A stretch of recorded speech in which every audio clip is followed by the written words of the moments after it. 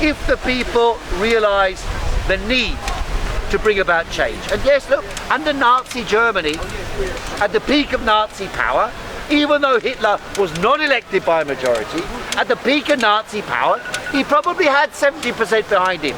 He probably did. He did.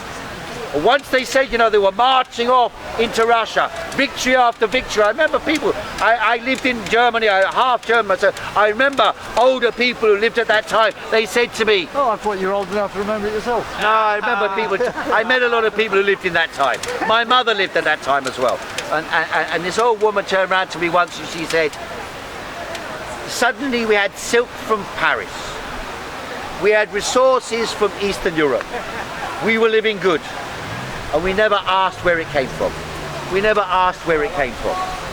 And that's what Israel, that's what America, that's what Britain, these countries, the wealthiest parts of them have been living on this, the fat of the land, of the other people's land.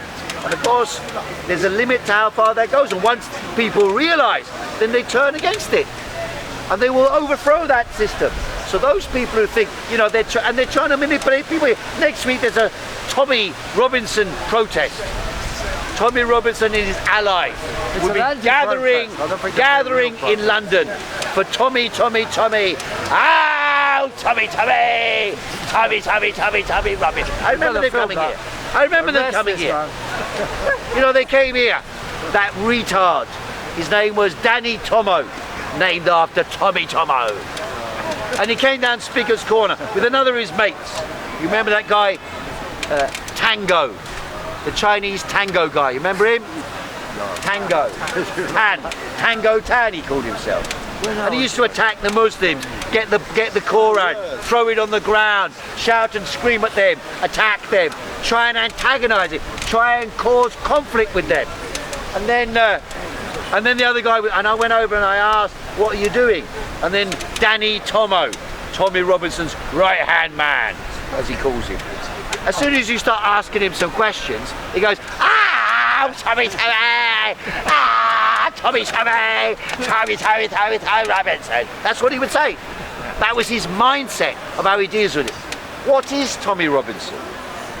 What does he become? I don't know. What does he become? He is an agent of Israel. Yes. He's an agent of Israel, trying to whip up the white working classes against the Muslims. That's the purpose of Tommy Robinson. That's what he's there for. That's why they're supporting him. And all the other stuff that he talks about, rape gangs, and he doesn't talk about Catholic rape gangs. He talks about Muslim rape gangs. And who are the Muslim rape gangs? Some criminals in some communities that happen to be of Pakistani origin. They're not Muslim. They're all drinking. They're plying the girls full of drugs. They're not Muslims. They don't go to the mosque. They're criminals. And those criminals, he goes, oh, they're Muslim rape gangs. Muslim rape gangs. It's always the effing Muslims, he says. That's what he says. And yet he doesn't. And when, sorry? Tommy, that's what they do. You know.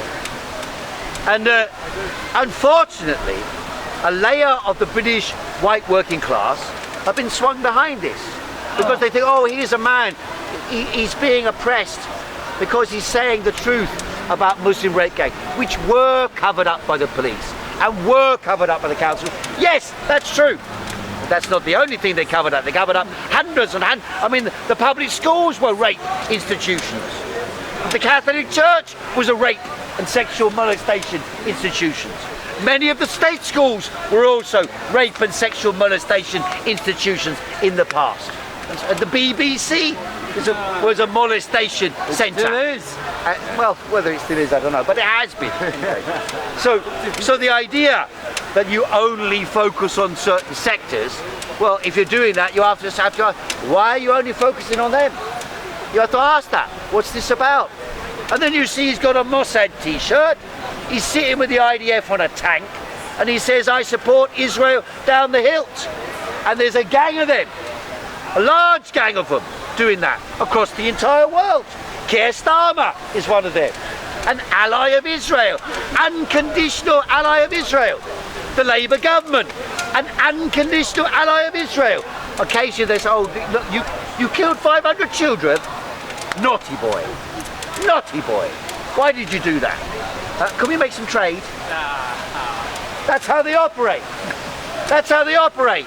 And in the background they go, ah, Tommy, Tommy, to mobilise the working classes, to divide the people, one against another in the community. That's the purpose of it. What do you say? You disagree? Oh, when I say it, come out with it. Come out with it. Free speech. Say what you want. What's the argument? I didn't really hear you shouting a bit. I can't really hear you. You can't hear me because I'm shouting. No, you were just like, you are speaking clearly. Right now, we didn't know what you were saying. We didn't hear. I said Tommy Robinson is an agent of Israel. His intention is to divide the people, the white working classes against the Muslims, in order to serve the interest of Israel, to whip up hatred inside Britain, like we saw with Stockport riots, against foreigners, which are understandable in the case of some of the refugees arriving. Some of them, it's understandable, but you've got to put it in context again.